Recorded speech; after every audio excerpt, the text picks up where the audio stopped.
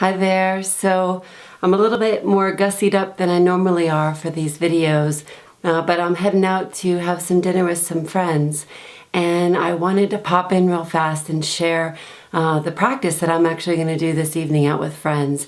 And it's a practice that I strongly encourage you to kind of play with at some time or other in your life. What I'm going to do this evening, what I'm going to try to do, is I'm going to practice just really becoming present, almost as a formal practice, all throughout my time out with my friends. So just moment by moment, practicing becoming present for the feeling of the hug of my friends, sitting down at dinner, the conversation, try to be really just present and in my body for it all, the experience of the food, the ambiance of the restaurant, even when I go back and forth to the restroom, whatever it is, do a little bit of a walking meditation, just really be present going through the restaurant. I've done this before in the past, and it's truly one of the most unique practices that we can do in these modern busy times. One of the biggest problems with stress, and especially chronic stress, is how it erodes our ability to be present with some of the most meaningful aspects of our life. One of the hallmarks of stress is that it makes our mind feel scattered and all over the place. I've never heard somebody say, "Man, am I stressed out and I feel really focused and calm and present."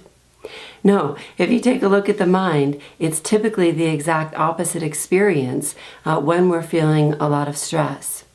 And one of the biggest problems of this is that then when we go to try and spend time with some of the living beings in our life that bring our life meaning, our ability to actually be present for that meaningful connection with others gets severely depleted. And if you have little to no ability ever throughout the course of your days to actually be present enough to fully connect with another living being, your life is going to start to suck. Excuse my language, but it is. It's going to start to suck, and it's going to start to suck pretty quickly and pretty bad. This ability to connect with other living beings is one of the main ways that we experience our humanity.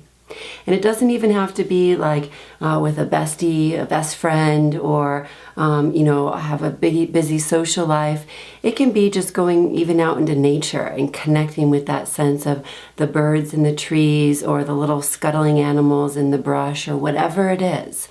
But we need others, and we need an ability to connect with others in order to experience our humanity. And when we start to experience chronic stress and this ability to become present for connection, which is the only time you can ever experience connection with another living being is in the present. So necessarily, as our minds get more scattered and unfocused, it's going to take a direct toll on our ability to connect with other living beings. And then quite simply what happens is we start to feel less and less and less human. No bueno. So on a very simple note, I want every one of you to try this at some point. What I do is right before, after I finish shooting this video, I'm just going to sit here in my office and meditate. Not for very long. I got to be out in the next 20 minutes or so. Meditate for just about 5 minutes and really set my intention for the evening. And then I'm going to do my best to kind of keep coming back. Remember that practicing mindfulness in like a social setting isn't where you're just trying to be present for the entire night. You wouldn't be able to process anyone's conversation. You wouldn't be able to have thoughts, right? So part of being out with others is an ability to think about and process what people are saying in the conversation. Remembering that mindfulness is really about opening up some space between the thoughts, some ability to be present just for a couple moments here, a couple moments there, bringing the mind back again.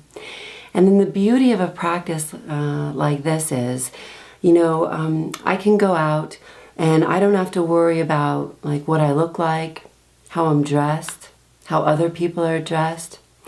Listen to this. I don't even have to worry about if I'm being accepted by the group or not accepted by the group. if people are getting my sense of humor, or if I'm being heard or listened to. I don't have to worry about any of that. All I practice doing is becoming present for the experience, whatever it is, moment by moment as best I can. Becoming present for the experience of these other people who I'm about to go have dinner with. So not only does it get me off the hook, where I don't have to worry about being accepted or heard or rejected or what I look like or any of that, but it also gets them off the hook. Because I can pretty much guarantee you that just as sometimes I go out and I don't feel accepted or I don't feel heard, the same thing is happening to the person right across from you that you think is rejecting you or not listening to you. This sense of not feeling heard or accepted, or all those kind of insecurities that come up, are something that we all really share. So for this evening, I'm just going to practice letting it go and just practice being in my body, being present for the conversation, present for the beautiful salad that I might get with goat cheese or something wonderful like that. And I'm going to do it as a formal practice. I strongly encourage you to see opportunities for this type of practice in your own lives, and I would absolutely love to hear how it goes for you. Thanks so much for showing up.